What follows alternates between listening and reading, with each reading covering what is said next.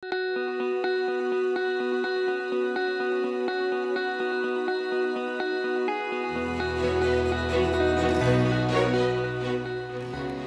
po kayo? Bago po ang lahat, first things first.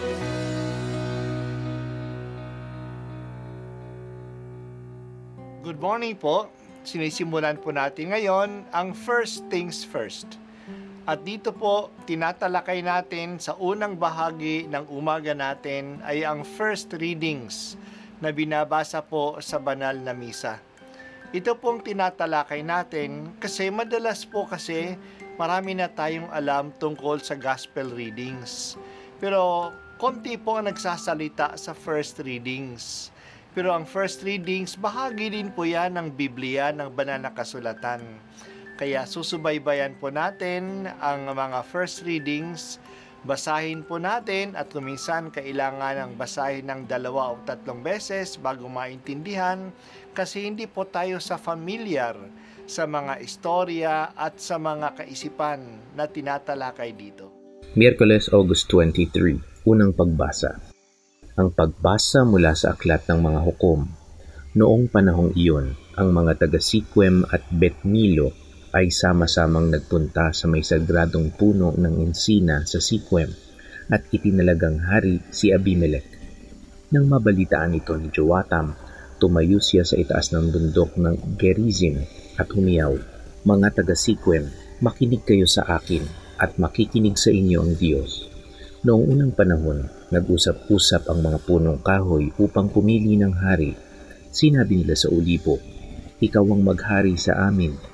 Sumagot ang ulibo, "Kakailanganin kong itapon ang aking langis na gamit sa pagpaparangal sa mga Diyos at sa mga tao kung ako ang mamamahala sa inyo." Sinabi nila sa igos, "Ikaw na ang maghari sa amin." Ngunit sumagot ang igos, "Kakailanganin kong iwan ang masasarap kong bunga kung pamamahalaan ko kayo." Kaya sinabi nila sa ubas, "Ikaw na ang maghari sa amin." Sumagot ang ubas, "Sa akin nanggagaling ang alak na pampasaya sa mga Diyos at sa mga tao. Kakailanganin kong iwan yaon kung ako ang maghahari sa inyo." Kaya sinabi nila sa dawag, "Ikaw na ang maghari sa amin." Ang sagot ng dawag, "Kung talagang ibig ninyo akong maging hari, sumilong kayo sa akin. Kung ayaw ninyong sumilong, magpapalabas ako ng apoy upang sunugin ang mga sedro ng Libano." Ang salita ng Diyos. Salamat sa Diyos.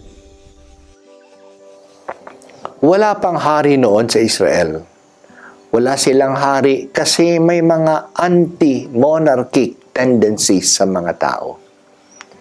Hindi na nila kailangan ng hari, sabi ng iba, kasi si Yahweh, ang Panginoong Diyos nila, ang hari nila. Natatakot din sila na maaari silang abusuhin ng hari.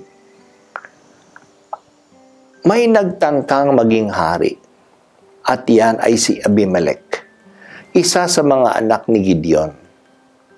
Niligtas ni Gideon ang kanyang kababayan sa mga Madianita at siya ay naghukom sa Israel habang nabubuhay siya. Siya ang kinikilala nilang pinuno.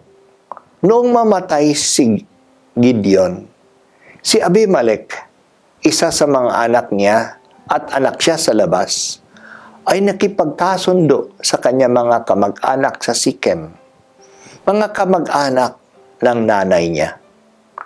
Nangolekta siya ng pera sa kanila at ibinigay ito sa mga siga-sigang mga tao at nagkaroon siya ng private army.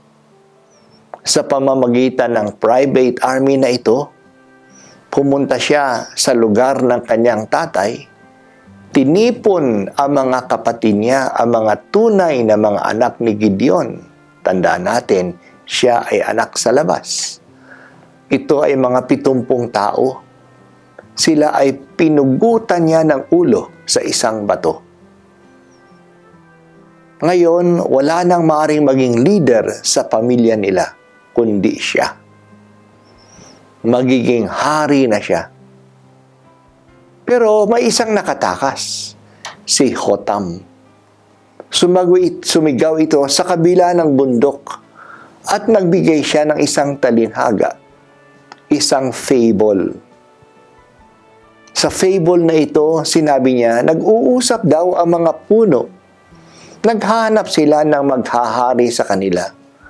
Pumunta sila sa puno ng olibo, sa puno ng igos, sa puno ng ubas, upang anyayahan silang maghari sa kanila. Tumanggi ang mga ito. May kabutihan na silang idinudulot. Ang olibo ay nagbibigay ng langis. Ang igos ay may masarap na bunga. At ang ubas ay nagbibigay ng alak. Ano naman ang gagawin nila? Sabi nila, bilang hari. Magwawagayway lang ba sila sa ibang mga puno? Yan lang bang pagiging hari? Tinanggihan nila ang alok na maging hari ng mga puno. Ang nagpresenta na maging hari ay ang dawag, ang tinik sa ilalim ng gubat na walang pakinabang. Sinabi pa niya, sumilong kayo sa akin. Paano makakasilong ang mga puno sa mababang tinik? Pero sabi niya, kung hindi kayo susunod sa akin, susunugin ko kayong lahat. Ganun nga, ang apoy na galing sa dawag, sa tinig, ay makakalamon ng buong kagubatan. Anong ibig sabihin ng fable, ng talinhagang ito? Tandaan natin, ang talinhaga, ang fable ay isang teaching technique, kwento na nagbibigay ng aral. Sinasabi ng ganitong kwento, ang taong magagaling, ang mga may pakinabang sa mundo, ang may mga nagagawa, ay walang kagustuhan na mamuno bilang hari o kaya bilang presidente o kaya bilang isang mayor o isang barangay chairman. May pakinabang na sila sa lipunan. Maganda na ang kanilang business. Naglilingkod na sila bilang magaling na guro, bilang scientist, o may ospital na pinapatakbo. Ang mga may gusto lang na mamuno, yung mga walang silbi sa buhay nila, yung walang nagagawa kundi patambay-tambay, kundi manakot sa iba, yung ang kanilang credentials ay ang pangalan lang sa kanilang pamilya, o yung mga sidekick lang ng ibang political families. Ang mga walang pakinabang ang gustong mamuno. Wala naman silang mabubuting magagawa kasi wala naman silang alam. At malaki ang damage at kapinsalaan na magagawa nila sa lipunan. Hindi ba may katotohanan din ang fable na ito hanggang ngayon? Tingnan natin ang mga politiko natin. Sa kanilang sarili, wala silang pakinabang. Kaya tumakbo sa politika at sila ang binoboto natin. Kaya ganito ang ating bayan. O Panginoong Diyos, iluyo mo kami sa mga leaders na walang alam. Mga leaders na walang interes sa bayan. Mga leaders na makadadala ng malaking kapinsalaan sa bansa. At ako po ay si Bishop Broderick Pabilio dito sa First Things First.